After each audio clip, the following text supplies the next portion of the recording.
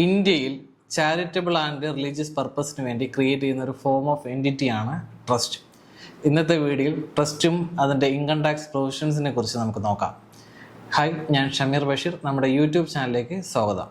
എഴുതപ്പെട്ട ഒരു ട്രസ്റ്റ് ഡീഡിൻ്റെ ബേസിസിൽ നമുക്ക് ഇൻകോർപ്പറേറ്റ് ചെയ്യാൻ പറ്റുന്ന ഒരു ഫോം ഓഫ് എൻറ്റിറ്റിയാണ് ട്രസ്റ്റ്. ഇന്ത്യയിൽ ട്രസ്റ്റുകൾ നമുക്ക് രണ്ടായി തരംതിരിക്കാം. ഒന്ന് പ്രൈവറ്റ് ട്രസ്റ്റ്, രണ്ട് പബ്ലിക് ട്രസ്റ്റ്. പ്രൈവറ്റ് ട്രസ്റ്റ് എന്നാൽ പ്രൈവറ്റ് വ്യക്തികളുടെയോ പ്രൈവറ്റ് ഫാമിലീസിൻ്റെയോ പ്രോപ്പർട്ടി സംരക്ഷിക്കുന്നതിന് വേണ്ടിയും മറ്റും ക്രിയേറ്റ് ചെയ്യപ്പെടുന്നതാണ് പ്രൈവറ്റ് ട്രസ്റ്റ്. പബ്ലിക് ട്രസ്റ്റ് എന്ന് പറഞ്ഞാൽ റിലീജിയസ് ചാരിറ്റബിൾ പർപ്പസിന് വേണ്ടി ക്രിയേറ്റ് ചെയ്യുന്ന മറ്റൊരു ഫോമാണ് പബ്ലിക് ട്രസ്റ്റ്. നമുക്ക് പബ്ലിക് ട്രസ്റ്റും പ്രൈവറ്റ് ട്രസ്റ്റും ഉണ്ടെങ്കിലും നമുക്ക് പബ്ലിക് ട്രസ്റ്റിനാണ് ഇൻകം ടാക്സിൽ എക്സംഷൻ ലഭിക്കുക. പ്രൈവറ്റ് ട്രസ്റ്റിന് ഇൻകം ടാക്സ് എക്സംഷൻ ലഭിക്കില്ല. പ്രൈവറ്റ് ട്രസ്റ്റിന് സാധാരണ നോർമൽ രീതിയിൽ എങ്ങനെയാണോ വ്യക്തികൾക്ക് ടാക്സ് വരുന്നത് അതുപോലെ 2 ലക്ഷം രൂപയ്ക്ക് മുകളിലുള്ള അവരുടെ റെസിപ്റ്റിന് ടാക്സ് വരും. അതും 30% ടാക്സ് റേറ്റിലായിരിക്കും അവർക്ക് സ്ലാബ് വരിക. ഇനി പബ്ലിക് ട്രസ്റ്റിലോട്ട് പോവാം. പബ്ലിക് ട്രസ്റ്റ് എന്ന് പറയുമ്പോൾ അതിനെയും നമുക്ക് രണ്ടായി തരംതിരിക്കാം. ഒന്ന്, ഇൻകം ടാക്സിൽ സെക്ഷൻ 12A പ്രകാരം രജിസ്റ്റർ ചെയ്ത ട്രസ്റ്റും, രണ്ട് 12A പ്രകാരം രജിസ്റ്റർ ചെയ്യാത്ത ട്രസ്റ്റും. 12AB പ്രകാരം രജിസ്റ്റർ ചെയ്യുന്ന റിലീജിയസ് ആൻഡ് ചാരിറ്റബിൾ പർപ്പസിന് വേണ്ടി ക്രിയേറ്റ് ചെയ്ത എല്ലാ ട്രസ്റ്റിനും എക്സംഷൻ ലഭിക്കും.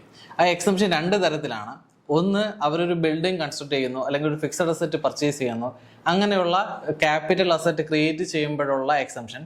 രണ്ടാമത്, അവരുടെ ഡൊണേഷൻസ് ലഭിക്കുമ്പോൾ ആ ഡൊണേഷനിലുള്ള എക്സംഷൻസ് ആണ്.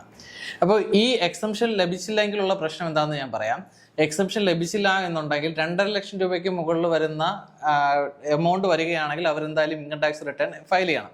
ഇനി ട്രസ്റ്റ് രജിസ്ട്രേഷൻ ഉള്ള ട്രസ്റ്റ് ആണെന്നുണ്ടെങ്കിൽ അവർക്ക് വരുമാനം ഉണ്ടെങ്കിലും ഇല്ലെങ്കിലും ചെറിയ എമൗണ്ട് ആണെങ്കിലും ഇൻകം ടാക്സിൻ്റെ എല്ലാ പ്രൊവിഷൻസും എല്ലാ ഓഡിറ്റുകളും ഫോളോ ചെയ്തിരിക്കണം.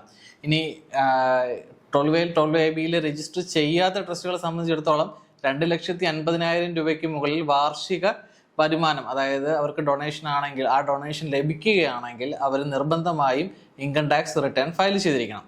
ഇനി ഇൻകം ടാക്സ് റിട്ടേൺ ഫയൽ ചെയ്യുമ്പോൾ അവർക്ക് ടാക്സ് വരുന്നത് 30% സ്ലാബിലാണ്, അതായത് മാക്സിമം സ്ലാബിലായിരിക്കും അവർക്ക് ടാക്സ് വരുന്നത്. ഇൻകം ടാക്സ് റിട്ടേൺ ഫയൽ ചെയ്യുന്ന ഒരു ട്രസ്റ്റിനെ സംബന്ധിച്ചിടത്തോളം അവരുടെ എക്സ്പെൻസ് എല്ലാം അവർ ക്ലെയിം ചെയ്യാം. ഫോർ എക്സാമ്പിൾ, 10 lakh rupees ഒരു സ്ഥാപനത്തിന് ഡൊണേഷൻ ലഭിച്ചു. 10 lakh ലഭിച്ചിട്ടുണ്ട്. അവരുടെ എക്സ്പെൻസ് എല്ലാം കൂടെ 9,50,000 rupees ആയി. ബാലൻസ് 50,000 rupeesന് അവർ ടാക്സ് അടച്ചാൽ മതി. ഇനി അതിനോടൊപ്പം വീണ്ടും ഒരു ബെനിഫിറ്റ് ഉണ്ട്. ഈ 50,000 രൂപ അതിലുള്ള ട്രസ്റ്റീസിൻ്റെ പേരിൽ ട്രാൻസ്ഫർ ചെയ്യുകയാണെങ്കിൽ, അതായത് ആ ട്രസ്റ്റിൽ നിന്ന് ലഭിക്കുന്ന ഇതിനെ നമ്മൾ പ്രോഫിറ്റ് ആയിട്ട് കൺസിഡർ ചെയ്യാം. ആ എമൗണ്ട് അതിൻ്റെ ട്രസ്റ്റീസിന് ട്രാൻസ്ഫർ ചെയ്യുകയാണെങ്കിൽ ട്രസ്റ്റീസിൻ്റെ കയ്യിൽ ടാക്സ് അടച്ചാൽ മതി. ഫോർ എക്സാമ്പിൾ, ഒരു സിറ്റുവേഷൻ പറയാം. ഈ 9,50,000 രൂപ എക്സ്പെൻസ് ആയിട്ട് ട്രസ്റ്റിന് എക്സംഷൻ ലിമിറ്റ് കിട്ടും. അതിനോടൊപ്പം ഈ 50,000 രൂപ 2 ട്രസ്റ്റീസ് ആണുള്ളത്, 2 പേരുടെ പേരിൽ 25,000 rupees വെച്ച് ട്രാൻസ്ഫർ ചെയ്തെന്ന് വിചാരിക്കുക. അവർക്ക് ബേസിക് എക്സംഷൻ ലിമിറ്റ് ഉണ്ടല്ലോ, അതായത് ടാക്സ് അടയ്ക്കേണ്ടതില്ലാത്ത ലിമിറ്റ് ഉണ്ടാവും. അതായത് ഇപ്പം നിലവിൽ ന്യൂ ടാക്സ് റെജീമിലാണെങ്കിൽ 7 lakh rupees ആണ് ടാക്സ് അടയ്ക്കേണ്ടതില്ലാത്ത ലിമിറ്റ് വരുന്നത്. അതായത് 7 lakhന് താഴെയാണ് അവരുടെ ഇൻകം എങ്കിൽ അവർ ടാക്സ് അടയ്ക്കേണ്ടി വരില്ല. ഇപ്പം അങ്ങനെയുള്ള ഒരു ട്രസ്റ്റി ആണെങ്കിൽ ഈ ഒരു ട്രസ്റ്റിനെ സംബന്ധിച്ചിടത്തോളം ടാക്സ് ലയബിലിറ്റി വരില്ല. പക്ഷേ അതിന് നിർബന്ധം പറയുന്നത് എന്താണ്? അവർ income tax return file, expense claim ചെയ്യുന്നതിന് വേണ്ടി ഇൻകം ടാക്സ് റിട്ടേൺ നിർബന്ധമായും ഫയൽ ചെയ്യണം. ഇനി അതേസമയം മറ്റൊരു പ്രശ്നം വരുന്നൊരു ഏരിയ പറയാം. അതായത് ക്യാപിറ്റൽ അസറ്റ് ക്രിയേറ്റ് ചെയ്യുന്ന സമയത്ത് 12A രജിസ്ട്രേഷൻ എടുക്കാത്ത ഒരു ട്രസ്റ്റ് ക്യാപിറ്റൽ അസറ്റ് ക്രിയേറ്റ് ചെയ്ത് കഴിഞ്ഞാലുള്ള പ്രശ്നം, 10 കോടി രൂപയാണ് ആ ഒരു ബിൽഡിംഗ് കൺസ്ട്രക്ഷൻ്റെ കോസ്റ്റ് എങ്കിൽ ആ കോസ്റ്റിനെ നമുക്ക് മന്ത്ലി അല്ലെങ്കിൽ വീക്ക്ലി അല്ലെങ്കിൽ ഇയർലി എക്സ്പെൻസ് ആയിട്ട് നമുക്ക് റൈറ്റ് ഓഫ് ചെയ്യാം. ഇൻകം ടാക്സ് വഴി പ്രൊവിഷൻ ഇല്ല. അതായത് ക്യാപിറ്റൽ അസറ്റ് ക്രിയേറ്റ് ചെയ്തിട്ടുണ്ടെങ്കിൽ അത് ഡിപ്രീസിബിൾ അസറ്റ് ആണെങ്കിൽ അതിൻ്റെ എത്രയാണോ ഇയർ ഓഫ് യൂസേജ് അതിനനുസരിച്ചിട്ടായിരിക്കും നമുക്കതിൻ്റെ എക്സ്പെൻസ് ക്ലെയിം ചെയ്യാൻ കഴിയുക. ഇവിടെ ശരിക്കും നമുക്കൊരു ബിൽഡിംഗ് കൺസ്ട്രക്ട് ചെയ്യുന്ന സമയത്ത് നമുക്ക് ഫുള്ളായിട്ട് അതിൻ്റെ കൺസ്ട്രക്ഷൻ കോസ്റ്റ് മുഴുവനായിട്ട് നമുക്കൊരിക്കലും എക്സ്പെൻസ് ആയിട്ട് ട്രീറ്റ് ചെയ്യാനോ ഒരു വർഷത്തിൽ റൈറ്റ് ഓഫ് ചെയ്യാനോ കഴിയില്ല. അതുകൊണ്ട് ക്യാപിറ്റൽ അസറ്റ് ഒന്നും ഒരു വർഷത്തിൽ റൈറ്റ് ഓഫ് ചെയ്ത് കളയാൻ കഴിയാത്തത് കൊണ്ട് ഈ എമൗണ്ട് എത്രയാണോ അതിന് ഈ ട്രസ്റ്റ് ടാക്സ് അടയ്ക്കേണ്ടി വരും. ഉദാഹരണത്തിന് ഈ പറഞ്ഞ എക്സാമ്പിൾ തന്നെ എടുക്കാം. 10 കോടി രൂപയാണ് കൺസ്ട്രക്ഷൻ കോസ്റ്റ് എങ്കിൽ 3 കോടി രൂപയോളം ടാക്സ് വരും. ഇതാണ് ബേസിക് ആയിട്ട് നമുക്ക് കാൽക്കുലേറ്റ് ചെയ്യാൻ പറ്റുന്നത്. ഇതേ സമയം അതേ trust 12A registration എടുത്തിരുന്നുവെങ്കിൽ 12A registration അവർക്ക് അപ്രൂവലായി കിട്ടിയിട്ടുണ്ടെങ്കിൽ അവർക്ക് 1 രൂപയ്ക്കും ടാക്സ് കൊടുക്കേണ്ട ആവശ്യം വരില്ല. അപ്പോൾ അവർ ചാരിറ്റബിൾ പർപ്പസിനായിരിക്കും ഈ പറഞ്ഞ പർട്ടിക്കുലർ ബിൽഡിംഗ് കൺസ്ട്രക്ട് ചെയ്തത്, അല്ലെങ്കിൽ ഒരു ഹോസ്പിറ്റലോ അല്ലെങ്കിൽ ഈ പറഞ്ഞ റിലീജിയസ് പർപ്പസിനായിരിക്കാം. എന്നിരുന്നാലും അവർക്ക് ടാക്സ് പേ ചെയ്യേണ്ട ആവശ്യം വരില്ല. ഇന്ത്യയിൽ മുസ്ലിം പള്ളികൾ, ക്രിസ്ത്യൻ പള്ളികൾ, അമ്പലങ്ങൾ ഇവരെല്ലാം ട്രസ്റ്റിന് കീഴേ വരുന്നതാണ്. അതിനോടൊപ്പം പല ഹോസ്പിറ്റലുകളും ചാരിറ്റബിൾ പർപ്പസിന് വേണ്ടി ക്രിയേറ്റ് ചെയ്യുന്നുണ്ട്. ഹോസ്പിറ്റലുകൾ, അതുപോലെ ബാക്കി ചാരിറ്റബിൾ ആൻഡ് എഡ്യൂക്കേഷണൽ ഇൻസ്റ്റിറ്റ്യൂട്ടുകൾ, അതുപോലെ തന്നെ റിലീജിയസ് ആയിട്ടുള്ള മറ്റ് സ്ഥാപനങ്ങൾ, ഇവരെല്ലാം ട്രസ്റ്റിൻ്റെ കീഴിൽ രജിസ്റ്റർ ചെയ്യുന്നവരാണ്. ഈ പറഞ്ഞിരിക്കുന്ന എല്ലാ ആളുകളും നിർബന്ധമായും ഇൻകം ടാക്സിൻ്റെ പ്രൊവിഷൻസ് ഫോളോ ചെയ്തിരിക്കണം. പലരും അറിയാത്തത് കൊണ്ടോ അല്ലെങ്കിൽ മനഃപൂർവ്വമോ ട്രസ്റ്റിൻ്റെ ഫയലിങ്സുകൾ തെറ്റായി ധരിച്ചിരിക്കുന്നതെന്നാണ് നമുക്ക് കാണാൻ കഴിയുന്ന ഒരു കാര്യം. പലരുടെയും വിശ്വാസം ഇങ്ങനെയാണ്, ഇൻകം ടാക്സ് എല്ലാവർക്കും ട്രസ്റ്റിന് എക്സംപ്റ്റഡ് ആണ്. ട്രസ്റ്റ് ചോദിച്ചു കഴിഞ്ഞാൽ ട്രസ്റ്റ് അല്ലേ, ഞങ്ങൾക്ക് ടാക്സ് അടയ്ക്കാനില്ല എന്നായിരിക്കും പല ട്രസ്റ്റിൻ്റെ ഓണേഴ്സ് അല്ലെങ്കിൽ ട്രസ്റ്റീസും പറയുന്നത്. പക്ഷെ ശരിക്കും അങ്ങനെയല്ല. ആ ലയബിലിറ്റി ആ ട്രസ്റ്റീസ് എല്ലാവർക്കും വരും. ഒരു സമയത്ത് ഒരു പക്ഷേ നമ്മുടെ ട്രസ്റ്റിന് എഗെയിൻസ്റ്റ് ആയിട്ട് ഒരു നോട്ടീസ് വരികയാണ്, ഇൻകം ടാക്സിൻ്റെ ഒരു നോട്ടീസ് വരികയാണെങ്കിൽ ആ ട്രസ്റ്റുമായി ബന്ധപ്പെട്ട ആളുകളെല്ലാം ഈ ഇൻകം ടാക്സ് വീഴ്ച വരുത്തിയതിൽ ലയബിളാണ്.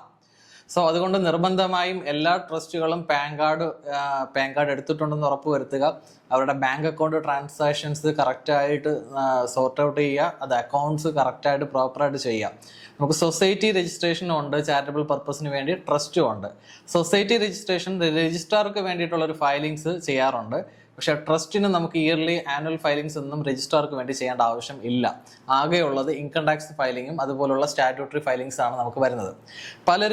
പലർക്കും പറ്റുന്ന ഒരു അബദ്ധം എന്ന് പറഞ്ഞ് ഈ ട്രസ്റ്റ് രജിസ്റ്റർ ചെയ്യാൻ നേരത്ത് അവർ പലരും അഡ്വക്കേറ്റ്സിനെയാണ് കാണുന്നത്. ട്രസ്റ്റ് ഡീഡ് ഉണ്ടാക്കാൻ വേണ്ടിയിട്ടൊക്കെ അഡ്വക്കേറ്റ്സിനെ കാണും. പക്ഷേ അവർക്ക് ടാക്സുമായിട്ട് ബന്ധപ്പെട്ടുള്ള നോളജ് ഉണ്ടാവണം നിർബന്ധമില്ല. ഇപ്പോൾ പല അഡ്വക്കേറ്റുമാരും ടാക്സ് റിലേറ്റഡ് ആയിട്ടുള്ള ആളുകളെ കാണാൻ വേണ്ടി സജസ്റ്റ് ചെയ്യാറുണ്ട്. എന്നിരുന്നാലും പലരും കാണാതെ ജസ്റ്റ് ഡീഡ് രജിസ്റ്റർ ചെയ്ത് ബാക്കി ബാങ്ക് അക്കൗണ്ടും തുടങ്ങി ആക്ടിവിറ്റീസ് സ്റ്റാർട്ട് ചെയ്യുന്നത്. അപ്പം അത് വളരെ തെറ്റായിട്ടുള്ളൊരു പ്രവണതയാണ്. അങ്ങനെ ചെയ്യുന്നത് കൊണ്ടാണ് ഈ പ്രശ്നങ്ങളെല്ലാം വരുന്നത്. ഇനി പലരും പറയുന്ന മറ്റൊരു ന്യായം എന്ന് പറയുന്നത്, അവർ വേറെ ഏതെങ്കിലും ട്രസ്റ്റിനെ കാണിക്കും, ആ ട്രസ്റ്റിന് പ്രശ്നങ്ങളൊന്നുമില്ലല്ലോ, അവർ വർഷങ്ങൾ കൊണ്ട് റൺ ചെയ്യുന്നുണ്ടല്ലോ, അവർക്ക് ഇതുവരെ നോട്ടീസ് വന്നിട്ടില്ലല്ലോ എന്നൊക്കെയാണ് പലരും പറയുന്നത്. ശരിക്കും അതിനുള്ളൊരു കാരണം എന്ന് പറയുന്നത്, ഇൻകം ടാക്സ് ഒന്ന് അവർക്ക് അഗെയിൻസ്റ്റ് ആയിട്ട് കംപ്ലൈൻറ്റ് കിട്ടുകയാണെങ്കിലാണ് ആക്ഷൻസ് എടുക്കുക. രണ്ടാമത് അവരുടെ റൊട്ടീൻ ചെക്കപ്പിനിടയിൽ കണ്ടുകിട്ടുകയാണെങ്കിൽ അവർ ആക്ഷൻ എടുക്കും. പിന്നീട് അവരുടെ ബാങ്ക് അക്കൗണ്ടിലുള്ള ട്രാൻസാക്ഷൻസ് ബേസ് ചെയ്തിട്ട് ക്യാഷ് വിഡ്രോവലും ക്യാഷ് ഡെപ്പോസിറ്റിനെ ബേസ് ചെയ്തിട്ടൊക്കെ നോട്ടീസ് അയക്കാം, അവർ റിട്ടേൺ ഫയൽ ചെയ്തിട്ടില്ല എന്നുണ്ടെങ്കിൽ. അങ്ങനെയൊക്കെയുള്ള ഇൻസിഡൻറ്റുകളാണ് ഉണ്ടാകുന്നത്. ചില ട്രസ്റ്റുകൾ ഇതുവരെ പാൻ കാർഡ് പോലും എടുക്കാത്ത ട്രസ്റ്റുകളുണ്ട്. അപ്പോൾ പാൻ കാർഡ് എടുക്കാത്ത ട്രസ്റ്റുകൾ ഡയറക്റ്റ് ആയിട്ട് ഇൻകം ടാക്സിന് പെട്ടെന്ന് ഫൈൻഡ് ഔട്ട് ചെയ്യുന്നത് ബുദ്ധിമുട്ടാണ്. അവർക്കെതിരെ എന്തെങ്കിലും കംപ്ലൈൻറ്റോ കാര്യങ്ങളോ ഉണ്ടെങ്കിൽ മാത്രമേ അവരെ ഫൈൻഡ് ഔട്ട് ചെയ്ത് അവർക്കെതിരെ നോട്ടീസ് അയക്കാനും അന്വേഷണം നടത്താനും കഴിയുകയുള്ളൂ. പക്ഷേ അതൊക്കെ കണ്ടിട്ട് പുതുതായിട്ട് രജിസ്റ്റർ ചെയ്യുന്ന ട്രസ്റ്റുകളും എന്ത് ചെയ്യും, നേരെ ചെന്ന് അവർ ചെയ്യുന്നത് പോലെ ആക്ട് ചെയ്യാൻ ശ്രമിക്കും. പക്ഷേ ഇതിൻ്റെ പ്രശ്നം വരുന്നത് ഞാൻ ഈ പറഞ്ഞ പോലെയാണ്. വലിയൊരു പ്രോജക്റ്റ് അവർ കണ്ടക്ട് ചെയ്യുന്നു. വലിയ പ്രോജക്റ്റ് കണ്ടക്ട് ചെയ്യുന്ന സമയത്ത് വരുന്ന ബർഡൻ, ടാക്സ് ബർഡൻ ചെറിയ എമൗണ്ട് ആയിരിക്കില്ല, കോടികളായിരിക്കാം. ഇൻകം ടാക്സ് പ്രകാരം ട്രസ്റ്റുകൾ 12A രജിസ്ട്രേഷൻ എടുത്താലുള്ള ഗുണങ്ങൾ എന്തൊക്കെയാണെന്ന് ഞാൻ പറയാം. 2 ടൈപ്പ് ഓഫ് രജിസ്ട്രേഷൻ ആണ് നമുക്ക് ഇൻകം ടാക്സ് പ്രകാരം നമുക്ക് ട്രസ്റ്റിന് എടുക്കാൻ കഴിയുന്നത്. ഒന്ന് 12AB എന്ന് പറയുന്നത്, 2 ATG രജിസ്ട്രേഷൻ ആണ്. 12ABയിൽ വരുന്നത്, ഒന്ന് ബിൽഡിംഗ് കൺസ്ട്രക്ഷനോ അല്ലെങ്കിൽ ക്യാപിറ്റൽ അസറ്റ് ക്രിയേറ്റ് ചെയ്യുമ്പോഴുണ്ടാകുന്ന ആ സമയത്ത് നമ്മൾ ഡൊണേഷൻ വാങ്ങുന്ന എമൗണ്ടിലുള്ള എക്സംഷൻ ആണ്. രണ്ടാമത്തേത് നമുക്ക് റെഗുലർ ആയിട്ടുള്ള ട്രാൻസാക്ഷൻസ് അല്ലെങ്കിൽ റെഗുലർ ആയിട്ടുള്ള റണ്ണിങ്ങിന് നമ്മൾ ഡൊണേഷൻ വാങ്ങുമ്പോഴുണ്ടാകുന്ന എക്സംഷൻ ആണ്. ഇനി ATG എന്ന് പറയുന്നത്, ഒരു വ്യക്തി നമ്മുടെ ട്രസ്റ്റിലേക്ക് ഡൊണേഷൻ തരികയാണെങ്കിൽ ആ ഡൊണേഷൻ തരുന്ന വ്യക്തിക്ക് ടാക്സ് എക്സംഷൻ ലഭിക്കും. ആ എക്സംഷൻ ലഭിക്കുന്നതിന് വേണ്ടി നമ്മുടെ ട്രസ്റ്റിന് ATG രജിസ്ട്രേഷൻ ഉണ്ടായിരിക്കണം. ഇതാണ് ATG കൊണ്ടിട്ടുള്ള ഗുണം. അപ്പം ഇത്രയും ഗുണങ്ങളാണ് പ്രധാനമായും ട്രസ്റ്റിന് ഇൻകം ടാക്സ് പ്രൊവൈഡ് ചെയ്യുന്നത്. ട്രസ്റ്റുമായി ബന്ധപ്പെട്ട ഇൻകം ടാക്സ് പ്രൊവിഷനെ കുറിച്ചാണ് ഈ വീഡിയോയിൽ നമ്മൾ ഡിസ്കസ് ചെയ്തത്.